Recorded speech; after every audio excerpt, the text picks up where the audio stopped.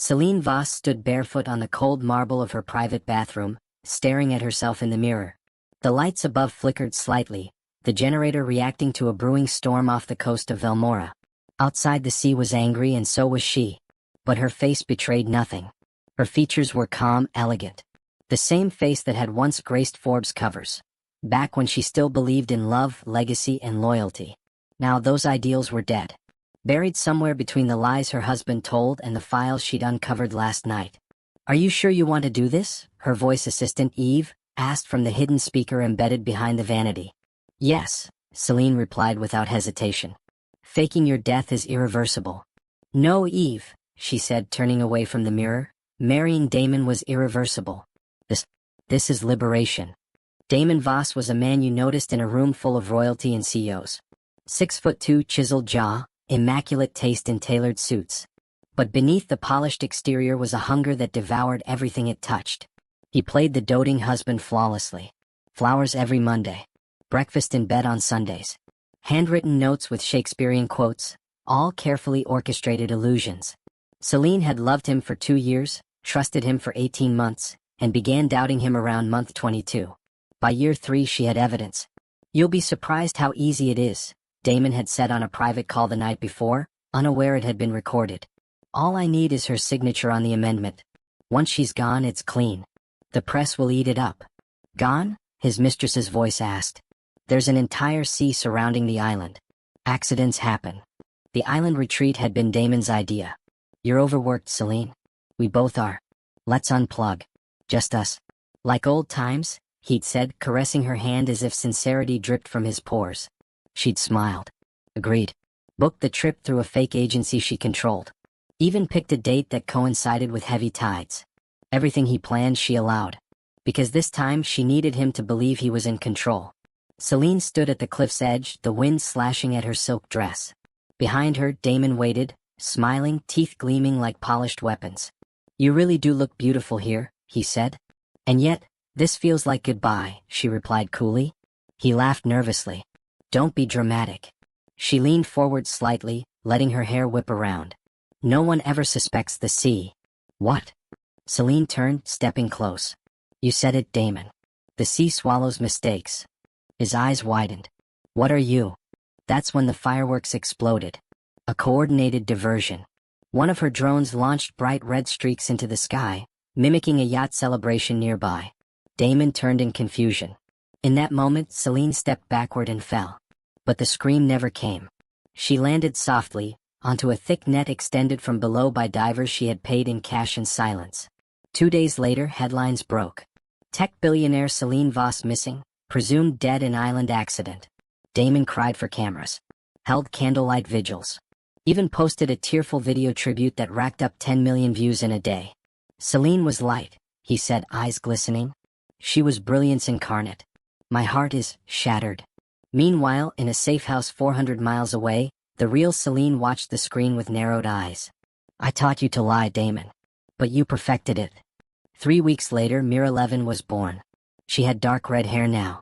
A subtle facial reconstructive job altered her cheekbones and chin just enough to erase Selene's signature symmetry. Her voice was slightly raspier, courtesy of a vocal training AI. And her background was squeaky clean. Ivy League education, Europe-based tech consultant, no digital footprint before 2024. Mira moved to Velmora discreetly, renting a loft downtown. Her first target, Damon's venture firm, Voss Equities. She didn't need access. She needed chaos. Mira befriended the receptionist first, a bubbly girl named Kat who overshared easily. "Oh, Mr. Voss is brilliant," Kat gushed one morning. "But he's not the same since his wife died." Mira tilted her head. "Grief does that to a man. I guess. He's here late every night. And he's got this new woman coming around." Mira blinked slowly. "A girlfriend?" "Ugh. More like a shadow. Gorgeous. French. But something about her gives me chills." Using burner phones, Mira sent anonymous tips to 3 journalists and 1 government ethics board. Nothing direct. Just enough to spark whispers. Unexplained fund transfers. Board manipulation at Voss Equities. Offshore holdings traced to illegal licenses. Then she triggered the avalanche. Mira organized a lavish philanthropic art auction for coastal preservation, Damon's favorite PR cause. Invitations went out to every major donor, including Damon. She ensured he would bid on a mysterious item. Lot number 29, original AI concept art from the late Selene Voss's private vault. Selene never released this, Damon whispered to his assistant. I know, the assistant said. That's why you need to own it. Before someone else does. He bid aggressively. $500,000. Then $1 million. What he didn't know. The artwork was a replica. The proceeds were wired to a legal firm preparing charges against him. He had funded his own downfall. The first leak hit the press like a well-placed detonation charge. At precisely 9:07 a.m. on a crisp Tuesday morning in Velmora, a confidential folder labeled Internal Voss Holdings Shell Companies and Foreign Transfers landed in the inboxes of 5 journalists, 3 independent, 2 mainstream. No metadata, no signature. Just encrypted documents, a trail of offshore accounts, and a spreadsheet detailing over $72 million funneled through ghost firms linked to Damon Voss. Mira, Selene's ghost identity, stood by her apartment window as she watched the world react. She sipped her espresso, the bitter taste grounding her in the reality she'd carefully built since her staged death. Her burner phone buzzed. A message flashed. Your file was verified. Running story. Stay anonymous. FH. She smirked. FH. Felix Harper, a tenacious investigative journalist and former contact from her tech ethics days. The news cycle ignited within hours. Headlines blared from giant digital billboards. Widower Damon Voss accused of massive corporate fraud. Leaked files tie Voss equities to international money laundering. Where is the money, Damon? And just like that, Damon's image, carefully sculpted through years of magazine covers, charity galas, and televised grief, began to crack. The Voss Tower. Damon slammed the conference room door behind him. His assistant Julian flinched as Damon threw a sleek tablet across the polished oak table. It slid to a stop just inches from the espresso machine. Who the hell leaked this? Damon's voice was sharp, manic. I don't know, Julian stammered. We're locking down all drives now. IT thinks it came from a VPN bounce, multiple nodes, military-level security. Damon paced. She's dead, he whispered. She's dead. What? Nothing, he snapped. Get Leah. Tell her I want her out of the penthouse until this is over. If they trace the files. You think it's her? No, Damon muttered, more to himself than anyone else. She's not smart enough. He rubbed his temples. Something was off. The documents were accurate, too accurate. Someone had deep access. Someone who understood how to avoid leaving footprints. And worse, someone who knew exactly what to expose and when. Someone like Selene. But she was dead. Wasn't she? Back at Myra's loft. Mira monitored the chaos through a half-dozen screens. One linked to security cams outside Voss Tower, another tuned into the newswire feeds. On a corkboard by the wall, she had pinned Damon's entire infrastructure. A spiderweb of companies, proxies, former employees, and favored journalists. Red strings connected fraud trails. Blue strings marked strategic allies. Only one node sat at the center in ink-black marker. Damon Voss, final collapse. She opened a new terminal and uploaded Phase 2, the charity fraud drop. Selene had always known Damon's charities were more about reputation than philanthropy. Now she had receipts, inflated invoices, redirected donations, and an orphanage project that never existed in Mozambique. Click. Upload. Boom. The fallout. The next morning, protesters gathered outside Voss Tower with signs. Blood money. Rip Selene, we see through you. The media had a field day comparing Selene's clean legacy with Damon's alleged betrayal. The narrative shifted rapidly. Her memory became martyrdom. Inside the firm, board members demanded explanations. Investors pulled out. Voss equities lost $3.1 billion in valuation over 48 hours. Damon appeared on a morning talk show, his face pale, smile forced. I'm being targeted, he said. There are people who want to destroy what Selene and I built. I'll defend her legacy to my last breath. Selene, watching from her sofa in sweatpants, chuckled. Funny, she whispered to herself. You already tried to take my last breath. Contact. Later that night, Mira received a message through a deep channel encrypted inbox. From 0x Luminary. Whoever you are, you're not average. The leak files were perfect. You're either ex-intel or someone with a reason to burn Voss alive. DM if you want distribution support. It was a known hacker group, the kind that usually sold stolen government data or exposed corrupt regimes. She paused. Selene had built her entire life on control, logic, and measurable variables. But right now she needed chaos. She needed the world to turn Damon's name into ash. So she replied. Distribution accepted. Next drop in 3 days. Project codename, Lazarus. Meanwhile, at the penthouse, Leah stood near the massive floor-to-ceiling window of Damon's penthouse, arms crossed. You're losing control, she said. I'm not, Damon replied, his voice tight. They're going to find me. And you know what they do to women in these stories. I won't be the scapegoat. You're not. Trust me. I trusted you when you said she'd be gone, Leah hissed. You said she'd fall. Now she's the martyr and you're the monster. Damon turned, eyes wild. She's dead. Then why does it feel like she's watching us? He said nothing. Because somewhere deep in his bones, Damon was starting to believe the impossible. Back at the loft, Selene stood by her window, breathing in the cool Velmora night. She had more to release. Videos, transcripts, witnesses willing to talk if pushed gently. But this chapter, the leaks, had served its purpose. Damon Voss was falling. And she would be there, invisible in the crowd, when he finally hit the ground. Damon Voss sat on the edge of a sleek gray chair in the Velmora broadcast studios, framed by soft lights and flanked by digital banners reading Morning Prime, Live with the visionary Damon Voss. He wore a navy blue suit. Understated, tailored. His jaw was clenched. Mr. Voss, the host began, the past few weeks have been intense. The leaks, the allegations, are you saying they're all false?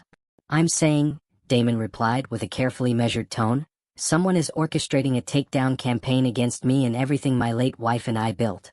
But just as he lifted his glass to sip water, the LED screen behind him flickered. Then glitched.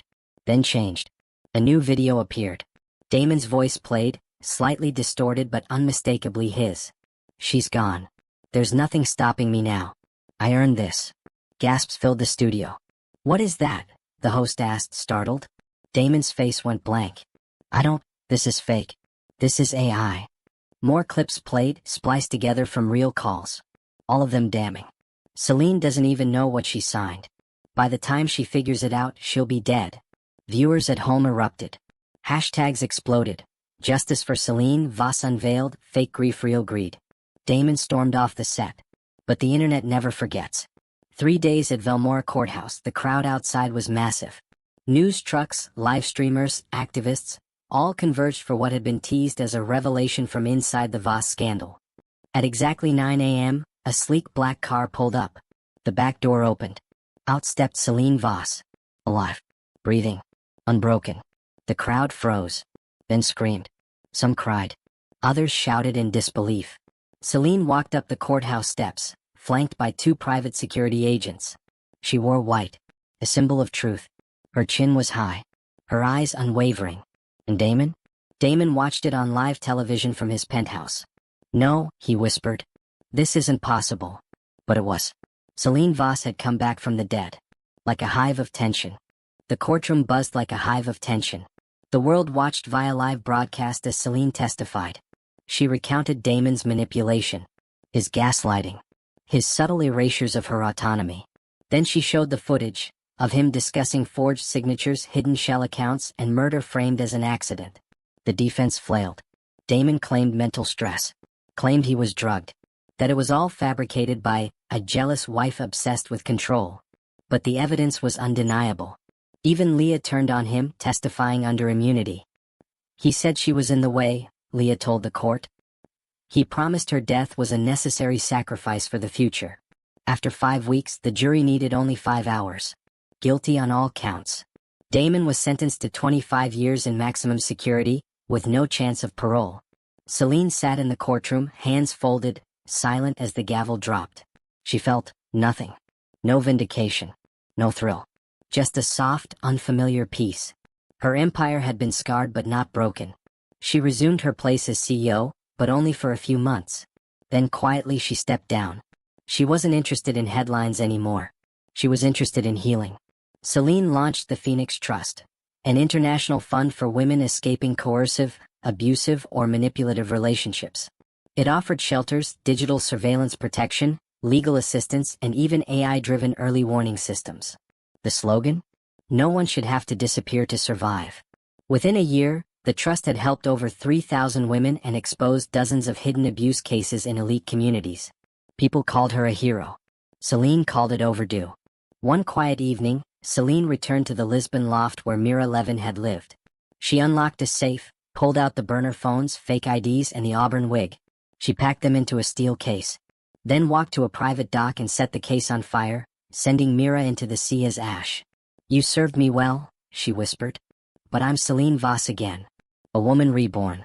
1 year after his conviction, Selene received a handwritten envelope. No return address. Inside was a single sheet. "You were always smarter. I never thought you'd destroy me. But I also never thought I'd love you. I did. In my way. Twisted as it was. I'd do it again. For the power." Selene stared at the note. Her fingers trembled, not from fear but from disbelief. She fed the letter into the fire. And didn't look back. When interviewed by a renowned journalist on her global speaking tour, Selene was asked, "Do you forgive Damon?" Her answer stunned everyone. "Forgiveness is for the free. And I'm not there yet. But I'm walking toward it. Slowly. Cautiously." "Would you ever speak to him again?" She smiled faintly. "No. Because I don't speak to ghosts." Selene returned to Isola Vera. Alone. The lighthouse still stood, battered but proud. She walked to the cliff's edge, the place where she had vanished from the world. The wind pushed at her hair, wild and salt-tipped. "I jumped," she said aloud to no one. "And I flew." She scattered a handful of wildflower petals into the sea. Not for Damon. For herself. A funeral for the version of her who had been silenced. Years passed. Selene Voss's story was turned into books, documentaries, and even a film. But she never chased fame. She appeared only when it mattered, to fund a new shelter, to support a new law, to defend another woman's right to be believed. People called her a phoenix. She called herself a survivor. And every time someone asked what saved her, she answered, "The truth. Even if I had to die to tell it."